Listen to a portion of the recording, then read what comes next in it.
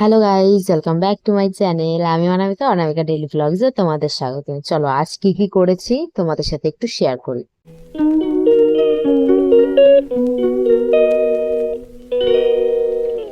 Hello, এখন সকাল 7:30 মতন বাজে আর এখন যাচ্ছি আমি পড়াতে। দেখো না, সকাল থেকে কি সুন্দর রোদ উঠেছে, দেখতে যত সুন্দর লাগছে, গরমটা কিন্তু একদমই সহ্য হচ্ছে না।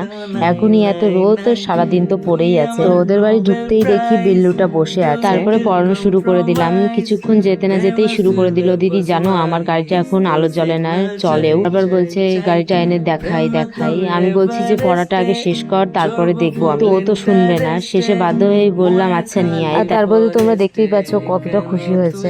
তারপরে পড়ানো শেষ করে বেরিয়ে দেখি বিল্লু রানী আবার ঘুমোচ্ছে। তাই আর ডিস্টার্ব না করে বাড়ি চলে আসি। বাড়ি এসে ফ্রেশ হয়ে ব্রেকফাস্ট করলাম। আজ ছিল রুটি, মাছের ঝোল আর একটা তরকারি, আর অবশ্যই একটা আম। তো এখন প্রায় 12টা মতন বাজে। রেডি সেডি হয়ে কলেজে চলে আসি। কলেজে একটু কাজ ছিল, তো এখন আবার যাচ্ছি তামান্নাদের বাড়ি। তো 1-1.5 ঘন্টা পরে আবার কলেজে আসতে হবে, তার জন্য ভাবলাম ওদের বাড়ি যেয়ে একটু বসি। কিন্তু বসে থাকতে থাকতে মনে হলো যে আজ যেহেতু বুধবারের হাট, তাই একটু হাটের দিকেই ঘুরে আসা যাক। কিন্তু তার আগে এরা আবার মারামারি শুরু করে দিল।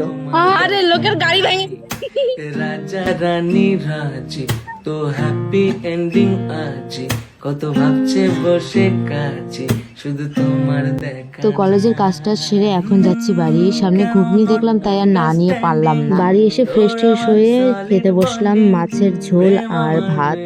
আজকের মাছের ঝোলটা একদম ওয়াও ছিল। তারপরে একটু রেস্ট নিয়ে চলে আসলাম আবার পড়াতে। এখন বাড়ি ফিরছি আর দেখি হালকা হালকা মেঘও করেছে। তো বাড়ি ফিরে তো তেমন কিছু আর করা হয়নি। এখন ডিনারে খাচ্ছি রুটি, আলুর দম সাথে আম। তো আজকের মতন এতটুকুই। দেখা হচ্ছে আগামীকালের ব্লগে। ততক্ষণ টাটা।